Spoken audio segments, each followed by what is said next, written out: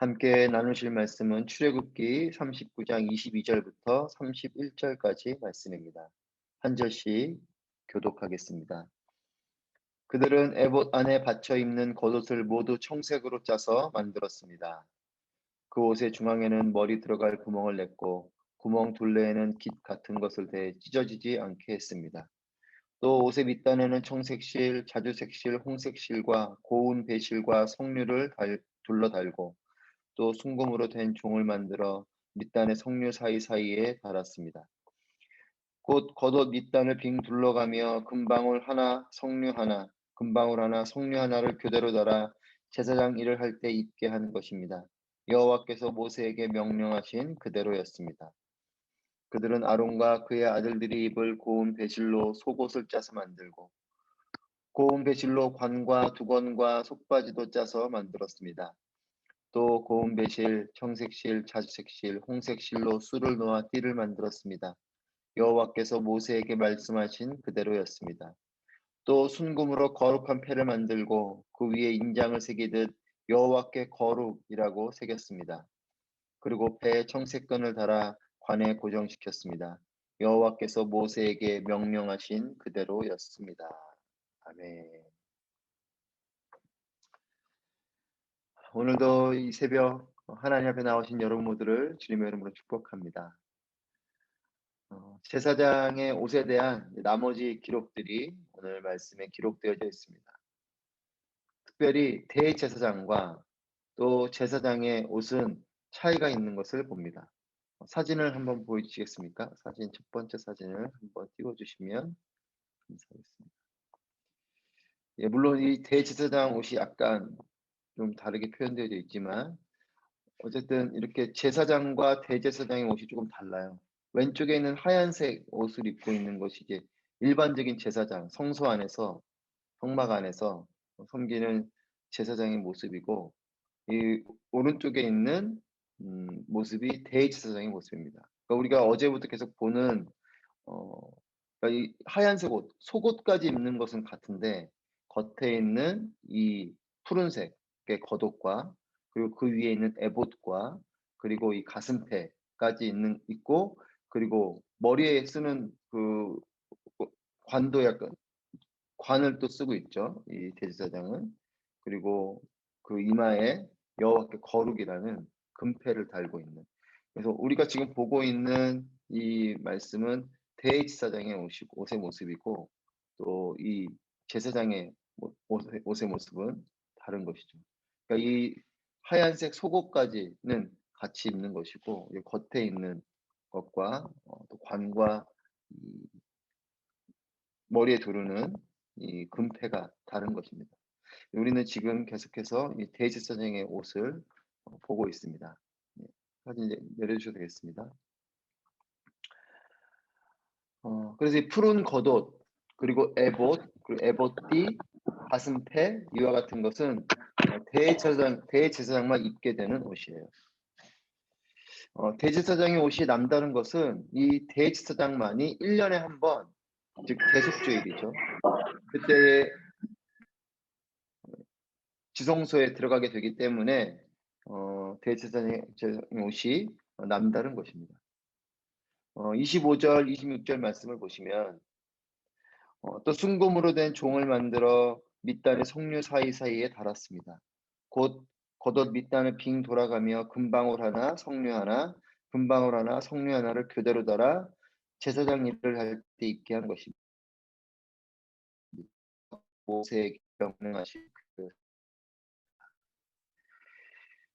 제사장의 겉옷, 즉 대제사장이 있는 것이죠. 그 겉옷의 밑단에는 고운 색실과 또 배실로 석류를 달고 그리고 또 순금으로 만든 종, 즉 순금으로 만든 방울이죠. 이것을 하나씩 번갈아서 달았습니다. 석류 하나, 금방울 하나, 석류 하나, 금방울 하나 이렇게 단 거죠.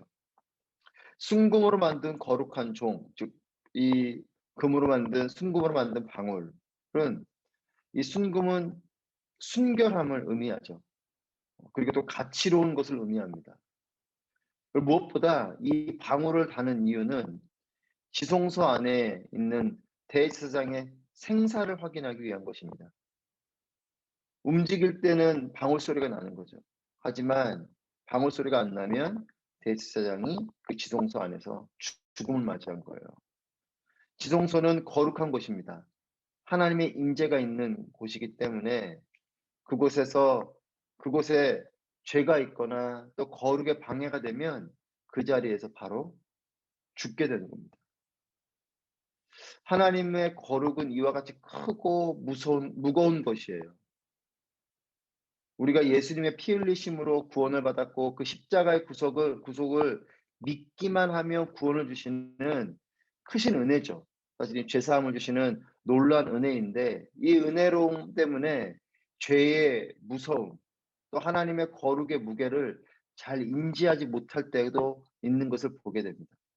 믿음으로 구원받는 것은 분명하지만 이 믿음으로 구원받는 것 때문에 때로는 이 구원을 가볍게 여기는 그런 일이 있지 않은가 싶습니다. 하나님의 거룩은 죄가 죽음에 이르게 되는 감당할 수 없는 무게예요. 그래서 지성소 안에 있는 그 대제사장, 1년에 한 번, 대제사장도 항상 들어가는 게 아니고 1년에 한 번 들어갑니다. 한 번 들어가서 거기서 어 있을 때에 그 대제사장이 죄가 있거나 또는 거룩에 문제가 있으면 그 대제사장은 바로 거기서 죽음을 맞이해요. 그렇기 때문에 아무도 그곳에 들어갈 수 없고 대제사장 홀로 들어가기 때문에 이 제사장이 죄가 있으면 죽어버리는 상황이라 그가 살아있는지 죽어있는지를 확인할 수 있는 방법은 이 방울소리, 종소리를 통해서 확인하게 되는 거죠. 대제사장은 거룩의 이 무게 앞에 또 이 죽음의 두려움 앞에 나아가야 합니다. 지성소는 오직 대제사장 홀로 들어가는 자리죠. 그리고 그는 그곳에서 즉사할 수도 있어요. 그래서 이 방울소리는 무엇이냐? 생명의 소리인 거죠. 대제사장이 아직 살아있다라는 소리예요. 그러니까 지성소에서 섬기는 이 제사장을 두고 이 지성소 밖에 성소에 있는 제사장들은 이 방울 소리에 귀를 기울입니다. 그 안에서 방울 소리가 계속 들리고 있는지 들리지 않는지를 이 소리를 통해서 생사를 확인하는 거죠. 지성소 밖에 있는 제사장들도 방울 소리를 귀를 기울이고 있고 또 대제사장도 지성소 안에서 계속 자기가 방울 소리를 듣고 있으면 '아 내가 살아있구나.' 이것을 확인하게 되는 거죠. 방울 소리를 들으면서 '아 내가 여전히 지성소 안에서 살아있구나.' 우리에게도 이와 같은 생명의 소리가 날마다 들려지게 되기를 축복합니다. '아 내가 여전히 하나님 앞에서 살아있구나. 아 내가 여전히 하나님 앞에서 나의 영이 살아있구나. 아 내가 여전히 하나님 안에서 하나님이 나를 붙들고 계시는구나.' 이것을 경험할 수 있는 그런 영적인 소리들이 생명의 소리들이 우리의 삶 가운데 매 순간 들려지게 되기를 바랍니다. 그리고 나에게 여전히 생명을 허락해 주시는 그 하나님 앞에 감사하는 여러분 육적인 생명이 살아있다고 다 살아있는 것이 아니죠. 우리의 영이 살아있어야 됩니다. 대제사장은 비록 너무도 두려운 자리로 나아가게 되는 것이지만 사실 그곳은 하나님의 임재와 영광이 있는 복된 자리죠. 그러니까 대제사장은 그 자리가 두려움의 자리이지만 사실은 그 누구도 경험할 수 없는 영광의 자리인 것이에요. 하나님의 임재 자리에 나아갈 수 있는 유일한 존재죠. 30절 말씀 함께 보시겠습니다. 30절 말씀. 또 순금으로 거룩한 패를 만들고 그 위에 인장을 새기듯 여호와께 거룩이라고 새겼습니다. 우리가 또 하나 이 대제사장의 옷에서 주목해 보는 것은 순금으로 만든 거룩한 패. 아까 우리 사진에서 보신 것처럼 이마에 이렇게 두르고 있는 그것이죠. 대제사장의 관에 붙여 있어 이마에 두르게 되는 이 순금으로 만든 패 거기에는 무엇이라 써 있냐면 여호와께 거룩이라고 쓰여져 있습니다. 뭐 개역개정이나 그전의 성경에서는 여호와께 성결 이렇게 쓰여져 있어요. 그러니까 여호와 앞에서 거룩하라. 그것을 그 금에 순금에 새겨서 그 순금을 머리에 띠를 두르듯이 이마에 어 붙이고 있는 거죠. 그리고 그 순금패가 머리에 쓰는 관에 연결돼서 관을 쓰면 자연스럽게 이마에 두르게 되는 그런 모습입니다. 어떤 연관성이 있는지 모르지만 우리 역시도 뭔가 결심할 때 머리에 띠를 두르는, 물론 요즘은 별로 그런 게 없지만 예전에 어떤 분들은 공부할 때도 머리에 이렇게 띠를 두르고 공부를 하기도 하고, 또 한때 우리나라가 참 역사적으로 힘겹고 어려울 때에는 투쟁을 하겠다고 결기의 띠를 머리에 두르고 이렇게 결기하는 경우도 있고, 물론 요즘도 그렇게 뭔가를 자신의 의지를 관철하기 위해서 사람들이 집단적인 행동을 하거나 또는 또 개인적으로도 행동을 할 때는 머리에 띠를 두르고 하는 모습들을 봅니다. 뭔가를 단단한 결심을 할 때에, 또한 뭔가 결기할 때에 머리에 띠를 두르는 그런 모습처럼 이 대제사장도 거룩한 머리띠를 두르고 있는 겁니다. 금으로 만든 패예요. 그래서 그냥 천으로 만들어서 머리에 띠를 두르는 그런 띠보단 훨씬 더 어떤 것보다도 값진 패죠. 금으로 만든 그 패. 근데 거기에 무엇이라 쓰여져 있냐면 하나님 앞에서 거룩함을 결심하고 다짐하는 여호와께 거룩, 이렇게 쓰여져 있는 것입니다. 여러분, 신앙은 결단입니다. 하나님이 우리의 삶의 주인이심을 결단하는 거예요. 하나님 앞에서 살아가게 되시는 여러분 되시기를 다짐하길 바랍니다. 신앙은 '내가 하나님 앞에서 살겠습니다.'라고 다짐하는 것이요, 머리에 정말 결심하듯이 또한 강력하게 결기하듯이 띠를 두르는 그 마음처럼 '내가 하나님 앞에 거룩하겠습니다.'라는 결단을 하고 '내가 하나님 앞에 살아가겠습니다.'라고 다짐을 하는 것이 신앙입니다.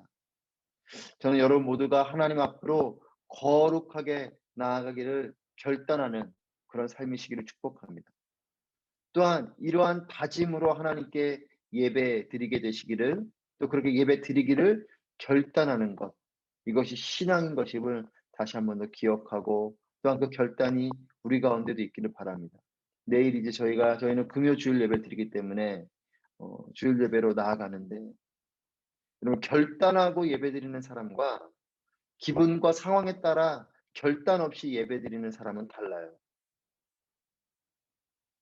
이 worthy라는 단어를 씁니다. 이것은 하나님은 영광받기 합당하시다, 합당하시다라는 뜻이에요. 이 합당하다라는 것은 우리가 어떤 상황 가운데 있어도 하나님은 영광 받으시기에 온전하시다, 합당하시다라는 뜻입니다. 근데 어떤 분이 가끔 그런 말씀하시는 분이 계신데, "아, 오늘 너무 예배가 좋았어. 아, 오늘 예배는 좀 별로였어." 여러분, 그건 나의 기분이지 않겠습니까? 하나님이 예배를 어떤 땐 받으시고 어떤 땐 별로 안 받으실만 하고 이런 게 아니잖아요. 하나님은 나의 상황과 형편이 좋을 때에도 영광 받으셔야 되는 분이시고, 나의 상황이 힘겹고 어려운 가운데서도 영광 받으셔야 하는 worthy, 그 합당하신 분이신 것입니다. 그렇다면 우리 편에서는 내가 어떤 상황에서도 하나님 앞에 거룩함으로 나아가고 내가 어떤 상황에서도 하나님께 온전한 예배를 드리겠습니다라는 결단을 하는 거죠. 그 대표적인 사람이 다윗과 같은 사람이에요. 원수의 공격이 있는 가운데서도, 생명의 위협이 있는 가운데서도, 도망자로 살아가는 상황에서도 하나님을 원망하는 것이 아니라 그 상황에서도 하나님을 온전히 예배하는, 이것이 참된 예배자죠. 결단하고 예배드리는 사람. 내가 어떠한 상황에서도 하나님만을 온전히 높여드리겠습니다. 내가 어떠한 형편에 거해도 하나님만이 나의 주인이심을 고백하고 감사로 또 의지함으로 나아가겠습니다라고 하는 것이 신앙이요 참된 예배자의 모습인 겁니다. 다니엘서 1장 8절 말씀에 이렇게 기록합니다. 다니엘은 뜻을 정하여 왕의 음식과 그가 마시는 포도주로 자기를 더럽히지 아니하리라 하고, 뜻을 정했다, 이것이 결단이죠. 뜻을 정했다, 이것이 결심인 것입니다. 신앙은 하나님이 나의 창조주시요 또 예수 그리스도를 통해서 구원해 주셨습니다라는 것을 내가 믿고 하나님 앞에 나아갑니다라고 하는 결단이에요. 여러분, 다니엘의 훌륭함은 뭐냐면 하나님을 향해서 뜻을 정했다는 겁니다. 마음을 결심한 거예요. 내가 지금 이와 같은 어 포로로 잡혀와 있는 백성이지만 내가 뜻을 정해서 왕의 음식과 포도주로 나를 더럽히지 않겠다라고 결단하는 거죠. 더럽히지 아니하겠다는 게 뭡니까? 거룩인 겁니다. 구별되이 나를 지키겠다라는 거죠. 그 시작은 뜻을 정하는 거예요. 결단을 해야 거룩해질 수 있는 겁니다. 상황에 따라서 할 만하면 하고 안 하면 좀 어려우면 나중에 하고 그런 마음으로는 절대 우리는 거룩할 수 없어요. 절대 우리는 온전히 설 수 없습니다. 내가 겸손하기로, 내가 하나님 앞에 순종하기로 결단을 해야 그리고 결심에 따라서 나아가는 거죠. 저는 아부다비 오늘교회 여러분 한 분 한 분이 하나님을 향해서 뜻을 정하고 거룩을 결심하게 되시기를 축복합니다. 여러분 결단하면요. 그 결단한 것이 나를 지켜줘요. 왜냐하면 하나님께서 그 결단하는 그 마음의 중심을 보시고 하나님께서도 우리를 축복하시고 인도해 주시기로 결심하시기 때문에 그렇습니다. 여러분 결단하고 예배드리십시오. 결단하고 신앙을 지키십시오. 결단이 무너지면 그때부터 타협함이 시작되는 것이에요. 반대로 이야기하면 결단이 결코 흔들리지 않으면 타협이 이루어질 수 없어요. 어떠한 유혹도 그걸 넘어뜨릴 수 없습니다. 예전 어떤 그 동화인데 낙타 비유가 있어요. 여기 물론 이제 중동이니까 낙타가 또 더 친근하게 와 닿겠네요. 밤이 되면 그 이제 광야는 너무나 이제 추운 곳이 되죠. 그랬을 때에 이제 텐트를 치고 그 낙타 주인이죠. 낙타 주인이 자고 있는데 이제 이야기니까 낙타가 너무 춥다고 코를 들이밉니다. 그랬더니 주인이 놀라서 "이게 뭐냐?" 했더니 "내가 코만 조금 넣고 있겠습니다." 코만 넣게 해 줬어요. 그랬더니 이번에는 머리가 쑥 들어옵니다. 그래서 또 머리를 넣도록 허락해 줬어요. 그랬더니 결국은 몸의 절반이 들어오고 몸이 전체가 들어오고 결국 주인은 텐트 밖으로 쫓겨나게 되는 이런 이야기입니다. 그래요. 코가 들어오는 것을 허용해 주기 시작하면서부터 그 몸 전체가 들어오는 것이에요. 그래서 사단은 우리를 유혹할 때 그렇게 유혹합니다. "뭐 이런 거 정도쯤이야. 뭐 이렇게 하는 거 정도쯤이야. 예배 좀 쪼끔 그렇게 어 뭐 편하게 또 때로는 너의 기분과 상황에 맞춰서 드리면 좀 어떻겠냐?"라고 우리를 자꾸 유혹하죠. 또 이런 상황 가운데 쪼끔 하나님이 기뻐하시지 않지만 "뭐 이런 거 정도쯤이야. 쪼끔 해도 어떻겠냐?" 또 보이지 않는 곳에서 "그래 은밀하게 아무도 보지 않는데 뭐 이런 거 정도쯤이야. 해도 되지 않겠냐?" 작은 것이 우리에게 들어옵니다. 근데 그런 것들을 결단해내지 않으면 그런 것들이 들어오고 해서 결국은 정말 큰 죄악이 큰 어떤 유혹이 우리를 넘어뜨리는 그런 일들이 벌어지는 거죠. 성막을 만들면서 대제사장의 옷을 만들면서 여러 차례 반복해서 나오는 말씀이 여호와께서 모세에게 명령하신 그대로였습니다. 이 말씀이에요. 여러분 순종은 결단하는 사람이 하게 되는 겁니다.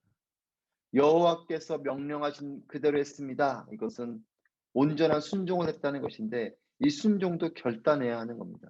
내가 어떠한 상황에서도 하나님 말씀에 따라서 이것을 만들고 짓겠습니다. 시를 하나하나 한 땀 한 땀 할 때에도 하나님 말씀에 따라 하겠다는 그 결단. '아 피곤한데 조금 한 땀 한 땀 하는 거 조금 대충 하면 어떨까?' 이런 마음으로 하는 것이 아니라는 거예요. 여러분 순종은 결단의 사람이 하는 것이요. 결단하면 하나님 말씀이 나를 지켜 주십니다. 내가 여호와의 말씀대로 순종하겠습니다. 결단했기 때문에 그 하나님의 그 말씀하심을 순종하는 그를 하나님이 지켜 주시는 거죠. 여러분 죄와 이별하기로 결단하십시오. 죄의 결과는 죽음입니다. 대제사장의 방울 소리에 귀 기울이십시오. 기회가 있을 때 여전히 우리에게 생명이 있을 때에 속히 회개하고 하나님께로 나아가십시오. 영원한 생명과 자유를 주신 하나님의 은혜에 감사하시기를 바랍니다. 하나님 앞에 거룩하기를 결단하고 이 거룩의 삶을 사는 것이 우리에게 부담이 아니라 이것은 우리에게 축복인 것임을 기억하십시오. 불편한 것이 아니라 이 거룩을 지켜가는 삶이 진정한 자유인 삶이 됩니다. 하나님은 저와 여러분과 함께 하십니다. 여러분의 삶의 자리가 하나님을 경험하는 거룩한 지성소가 되어서 또 예수 그리스도의 거룩한 옷을 입은 그 제사장과 같이 하나님과 동행하며 하나님의 임재 가운데 그 영광 가운데 거하는 여러분의 삶이 되시기를 축복합니다. 함께 기도하시겠습니다. 제가 기도하실 때에 하나님, 죄를 가볍게 여기지 않고 죄사함의 은혜에 감사하며 날마다 회개함으로 죄의 문제를 해결하는, 그래서 우리의 평생에 생명의 방울소리를 들으며 하나님의 지성소에 머무는 삶이 되게 하여 주시옵소서. 그 지성소에서 하나님의 임재 가운데 머물렀던 대제사장처럼 우리도 하나님의 그 임재 가운데 거하는 그런 은혜가 있기를, 또 우리의 죄를 가볍게 여기지 않고 날마다 회개함으로 우리 죄의 문제를 해결하는 회개의 기도와 거룩의 기도를 하기를 원합니다. 두 번째로는 거룩을 결단하는 삶을 살게 하여 주시옵소서. 주일 예배를 드릴 때에도 거룩한 다짐을 하고 예배의 자리에 나아가게 하시고, 마음의 중심을 보시는 하나님의 임재를 예배의 자리에서 경험하게 하여 주시옵소서. 함께 우리 기도하며 나아가겠습니다.